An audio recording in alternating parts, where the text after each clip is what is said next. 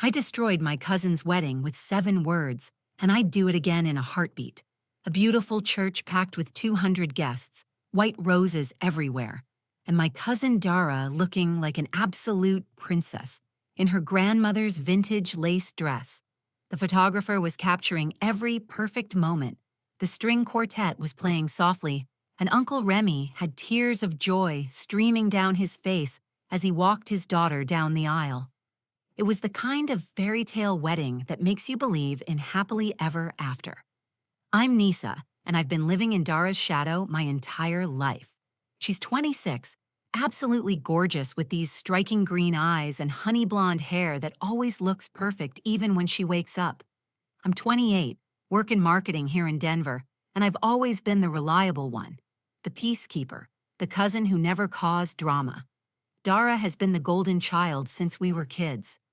When my parents died in a car accident when I was 12, Uncle Remy took me in. But it was always clear that Dara was his precious daughter, and I was the charity case they graciously helped. Then there's Jackson, 29 years old, works in finance, and has this incredible ability to charm everyone he meets. Tall, dark hair, perfect smile, the kind of guy who remembers your birthday and brings flowers for no reason. He swept Dara off her feet 2 years ago at a coffee shop near her yoga studio. And from the moment they met, it was like watching a romantic movie play out in real life. Everyone loved him. Uncle Remy called him the son he never had. Our whole family thought Dara had hit the jackpot. But here's what nobody knew as they sat in those church pews that Saturday morning. 6 months earlier, Jackson had been in my bed, telling me he loved me, promising me he was going to call off this whole wedding. 6 months of secret text messages, stolen kisses, and lies that were about to explode in the most public way possible. What I'm about to tell you will make you question everything you think you know about family loyalty, because sometimes the people closest to you are the ones hiding the biggest lies. And sometimes doing the right thing means becoming the villain in everyone else's story. To understand how I ended up destroying the most important day of my cousin's life, you need to know our story. Dara and I weren't just cousins. We were practically sisters. At least that's what everyone always said. But the reality was more complicated than that fairy tale narrative our family loved to tell. Growing up, Dara was everything I wasn't. She was the kind of kid who won spelling bees without studying, made friends effortlessly, and could convince adults to do anything with just a smile. I was the serious one, the one who followed rules, who worked twice as hard for half the recognition. When my parents died in that car accident when I was 12, Uncle Remy stepped up without hesitation. He moved me into their house, enrolled me in Dara's school, and told everyone I was now his daughter too.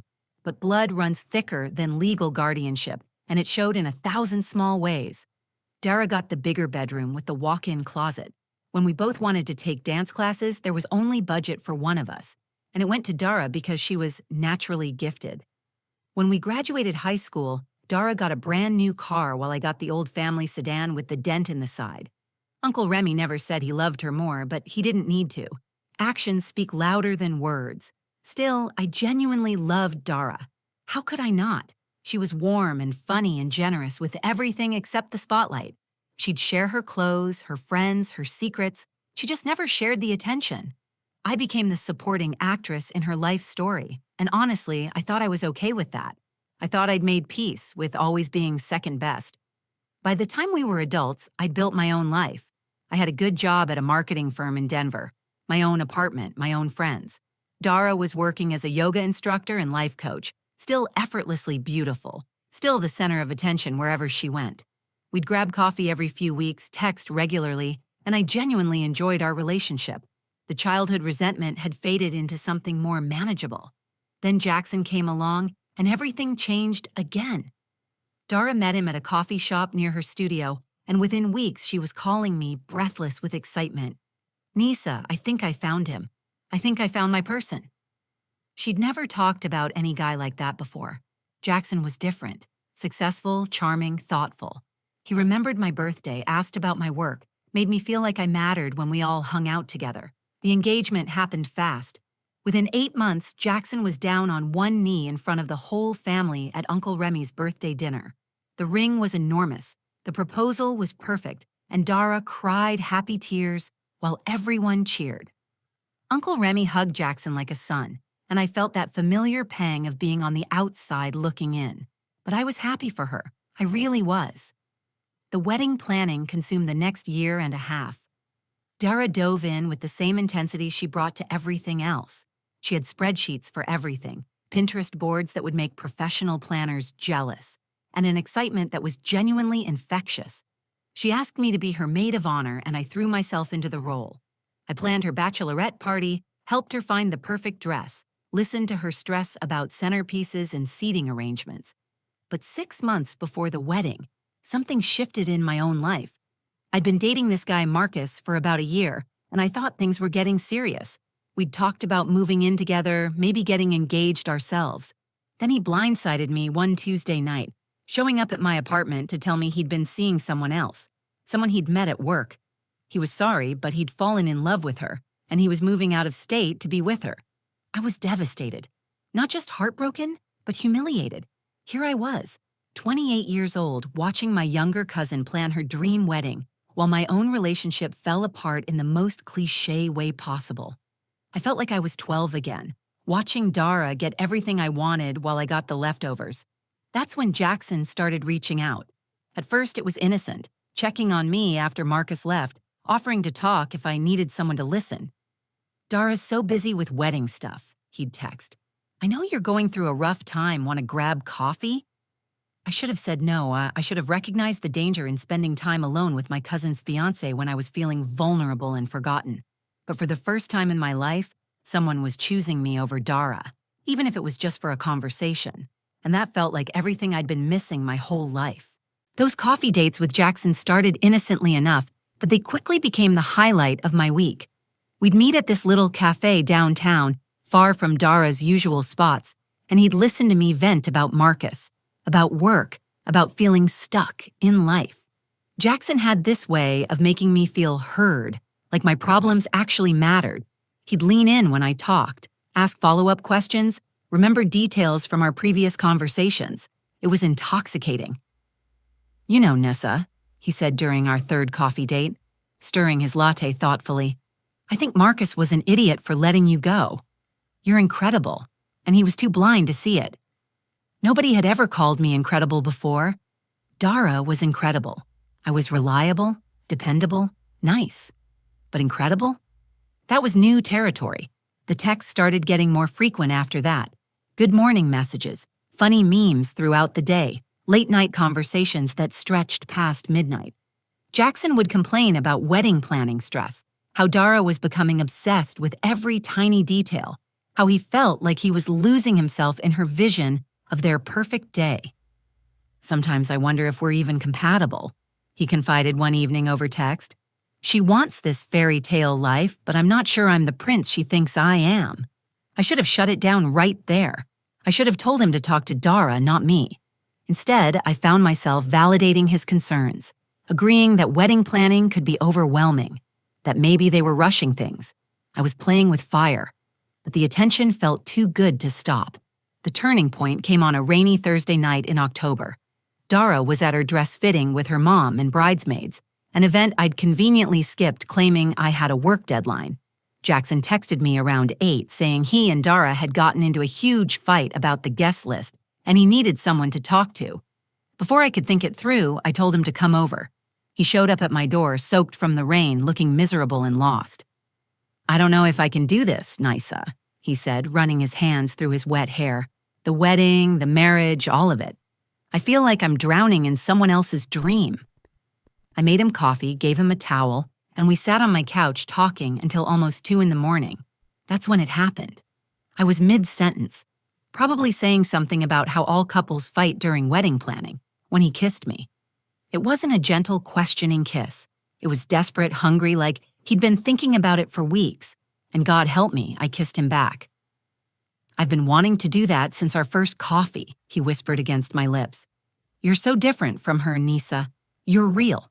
You don't need everything to be perfect all the time." Those words hit me like a drug. For once in my life, I wasn't being compared to Dara and coming up short. I was the one being chosen. We didn't sleep together that night, but we crossed a line we could never uncross. Jackson left around 3 in the morning, promising to figure things out to make a decision about the wedding. "I think I'm falling for you," he said at my door. "I think I've been falling for you this whole time." The affair continued for 2 months. We'd meet at my apartment when Dara was teaching late classes or out with friends. Jackson would tell me he loved me, that he was going to call off the wedding, that he just needed to find the right time and way to do it. "I don't want to hurt her," he'd say, tracing patterns on my bare skin. "But I can't marry someone when I'm in love with someone else." I believed him because I desperately wanted to believe him. For the first time in my life, I was the chosen one. I was the woman a man was willing to leave his fiancée for. I felt powerful, desired, special. All those years of being second best to Dara seemed worth it for this moment of being first. But as the wedding date got closer, Jackson's promises started feeling emptier. He'd cancel our plans last minute, claiming Dara was suspicious. He stopped talking about calling off the wedding and started talking about being more careful. I'd see him post romantic photos with Dara on social media while texting me hours later asking when we could see each other again. The breaking point came 2 weeks before the wedding.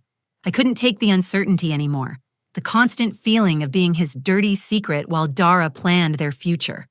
I confronted him at a park near his office, demanding he make a choice. "It's me or her, Jackson. I can't keep doing this. Either you love me enough to choose me or you don't." He looked at me with something that might have been pity, and I knew before he spoke that I'd been played. "Nissa, you're amazing. But this was never about choosing. You were never really an option. You were just convenient when I needed an escape." Those words shattered something inside me that I didn't even know was fragile. After Jackson's brutal honesty in that park, something fundamental shifted inside me. The humiliation was crushing, but underneath it was a rage I'd never felt before.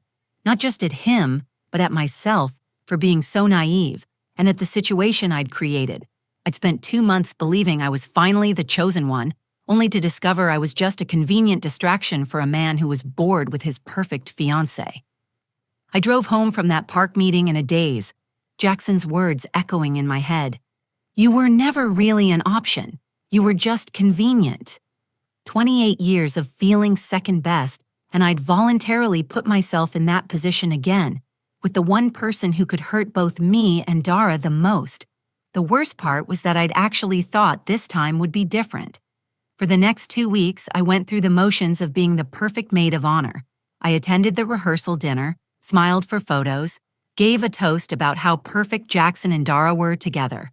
The words tasted like poison in my mouth, but I got through it. I told myself I'd take this secret to my grave, that telling Dara would only destroy her without changing anything. Jackson had made his choice, and it wasn't me. But every time I looked at Dara's radiant face, I felt sick. She was so blissfully happy, talking about their honeymoon plans, their future kids, the house they wanted to buy. She trusted Jackson completely, and why wouldn't she? He was attentive, romantic, everything a bride could want in the weeks leading up to their wedding. He brought her flowers, surprised her with little gifts, posted adoring messages on social media.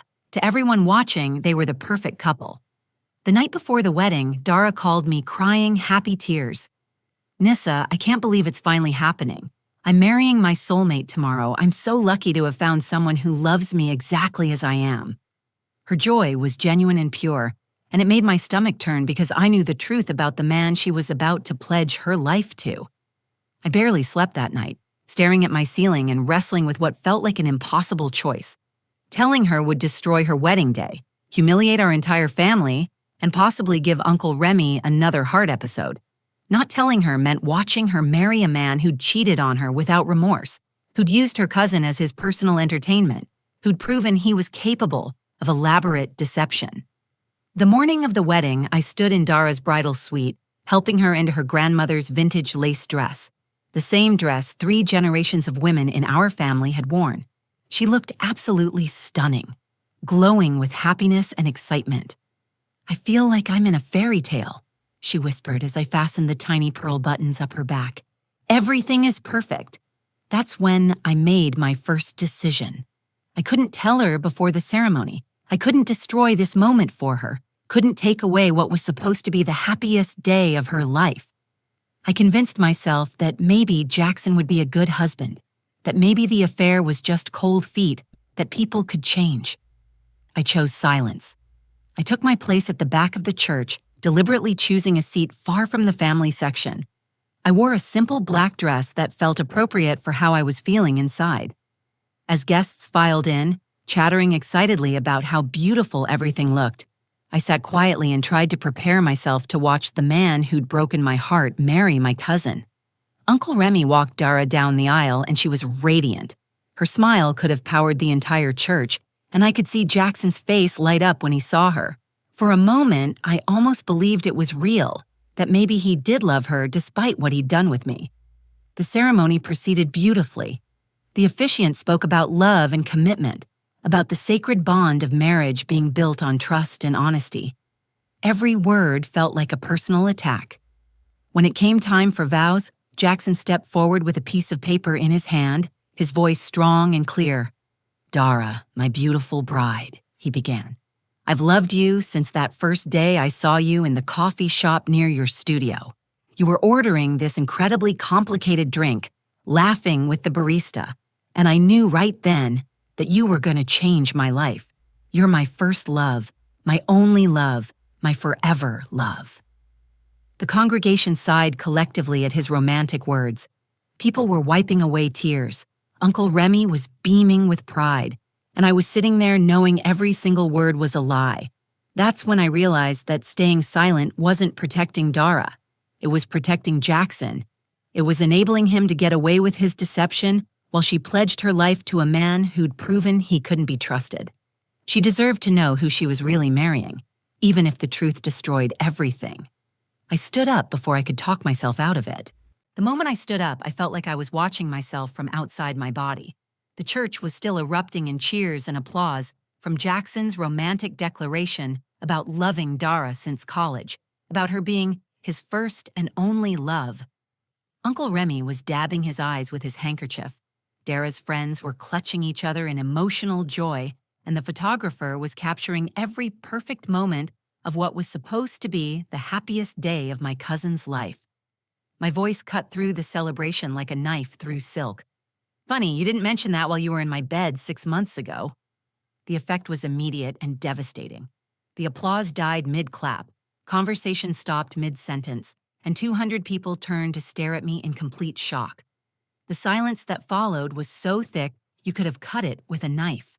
Even the string quartet stopped playing, their instruments hanging awkwardly in the sudden quiet. Dara's face went through a series of emotions in real time. First confusion, her brow furrowing as she tried to process what I'd just said. Then disbelief, shaking her head slightly like she'd misheard me. Then the horrible, dawning realization as she looked from me to Jackson and saw the truth written all over his face. The color drained from her cheeks and her bouquet trembled in her hands. "What did you just say?" she whispered. But in the absolute silence of the church, everyone heard her. Jackson had gone completely pale, his mouth opening and closing like a fish, gasping for air. "Dara, she's lying. She's obviously having some kind of breakdown. I don't know why she would say something like that." But his voice was shaking, and even as he denied it, guilt was radiating from every pore. Uncle Remy, who had been standing proudly beside his daughter just moments before, suddenly clutched his chest.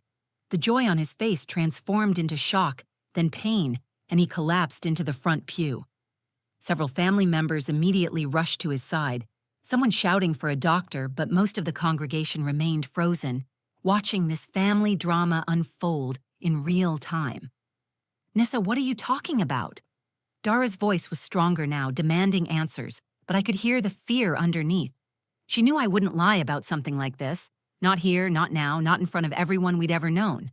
I took a deep breath and stepped into the aisle, my black dress a stark contrast to all the wedding white and pastels around me. "I'm talking about the 2 months he spent in my apartment, telling me he loved me, promising me he was going to call off this wedding. I'm talking about him showing up at my door, claiming you two had fights, using me as his escape from wedding planning stress." The church exploded into chaos. People were gasping, whispering frantically to each other, some standing up to get a better view of the drama unfolding. Dara's bridesmaids rushed to her side, their colorful dresses creating a protective circle around her. The groomsmen looked between Jackson and me, clearly unsure whether to defend their friend or distance themselves from him. "She's lying!" Jackson shouted, desperation creeping into his voice.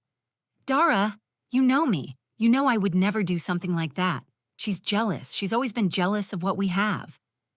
But Dara was staring at him with new eyes, seeing things she'd probably dismissed before. "The nights you said you were working late, the times you couldn't answer your phone, that fight we had about the guest list when you stormed out and didn't come home until 3 in the morning." Her voice was getting stronger with each realization. You were with her. It wasn't a question, she knew. Jackson tried one more desperate lie. "Baby, please, you have to believe me. I love you. I've only ever loved you. We're supposed to get married today. Don't let her ruin what we have." Dara looked at him for a long moment, and I saw the exact second when the fairy tale died in her eyes. Without a word, she reached up and removed her engagement ring, then slipped off the wedding band she'd just received minutes earlier. She placed both rings in Jackson's trembling palm and closed his fingers around them. "Get out," she said quietly, but her voice carried in the silent church. "Get out of my sight. Get out of this church. Get out of my life." The groomsmen, realizing which way the wind was blowing, gently but firmly escorted a protesting Jackson toward the exit. He kept looking back, trying to catch Dara's eye, but she had turned away from him completely. The heavy church doors closed behind him with a finality that echoed through the sanctuary. Dara stood alone at the altar in her grandmother's lace dress, surrounded by 200 shocked guests and the ruins of what was supposed to be her perfect day. And I stood in the aisle, having just destroyed my cousin's wedding and possibly our entire family in the process. But for the first time in months, I felt like I could breathe again. The weeks following the wedding that never was were some of the hardest of my life. Uncle Remy spent 3 days in the hospital with what doctors called a stress-induced cardiac episode. When he was discharged, he made it crystal clear that I was no longer welcome in his house. "You humiliated our entire family," he said when I tried to visit. "You could have handled this privately, but you chose to destroy Dara's special day in front of everyone we know. I can't forgive that." The family split right down the middle. My Aunt Sarah and cousin Marcus stood by my decision, saying I'd saved Dara from a lifetime of misery with a cheater. But Uncle Remy's side of the family, including my grandmother, felt I'd been cruel and vindictive. The whispers followed me everywhere. At the grocery store, at work, even at my gym. "That's the girl who ruined her cousin's wedding. Can you imagine doing that to family?" She must have been so jealous. The worst part was the silence from Dara. For 3 months, she wouldn't take my calls, wouldn't respond to my texts, wouldn't even acknowledge my existence. I'd drive by her yoga studio sometimes, hoping to catch a glimpse of her, but I never worked up the courage to go inside. I destroyed our relationship along with her wedding day, and I wasn't sure it could ever be repaired. My own life felt like it was falling apart too. The guilt was eating me alive, not just about the affair, but about the way I'd handled the revelation. Maybe Uncle Remy was right. Maybe I could have found a private way to tell Dara the truth. Maybe I didn't have to detonate a bomb in the middle of a church ceremony. The image of her face, going from pure joy to devastation in a matter of seconds, haunted my dreams. But then, 3 months and 2 days after the wedding, my phone rang at 11 o'clock on a Tuesday night. Dara's name flashed on the screen, and my heart nearly stopped. "I need to see you," she said when I answered. "Can you meet me at our old coffee spot tomorrow?" I would have driven through a blizzard to get there. When I arrived, Dara was already sitting at our usual table, looking thinner than I remembered, but somehow stronger too. She'd cut her hair into a sharp bob that made her look older, more serious. "I found out about the others," she said without preamble. "After the wedding, I started digging. Jackson had been cheating throughout our entire relationship. His ex-girlfriend from college reached out after she heard what happened. He'd done the same thing to her, promised to leave his then-girlfriend for her, then dropped her when someone new came along. There were at least 3 other women during our engagement." My heart broke for her all over again. "Dara, I'm so sorry. If I'd known it was a pattern, I would have told you sooner." She held up her hand to stop me. I'm not done. I hate how you did it, Nissa. I hate that you slept with my fiancé. I hate that you kept it secret for months. And I especially hate that you chose my wedding day to blow up my life in front of everyone I've ever known. Uncle Dad was right about that part. It was cruel. I nodded, accepting the truth of her words. You're right. I was hurt and angry, and I made it about my pain instead of protecting you. I'm sorry. But, she continued, I'm glad you did it. As much as I hate the way it happened, you saved me from marrying someone who would have continued cheating on me our entire marriage. You saved me from having his children, buying a house with him, building a life with someone who saw me as convenient rather than cherished. We sat in silence for a moment, both of us processing the complexity of the situation. Finally, Dara spoke again. I don't know if we can go back to the way things were. I don't know if I can trust you the same way again. But I don't want to lose you completely. You're the only family I have left who is brave enough to tell me the truth, even when it cost you everything. It's been 8 months since that conversation, and Dara and I are slowly rebuilding our relationship. We meet for coffee once a month, text occasionally, and she even came to my birthday dinner last month. It's different than before, more careful, but maybe that's not entirely bad.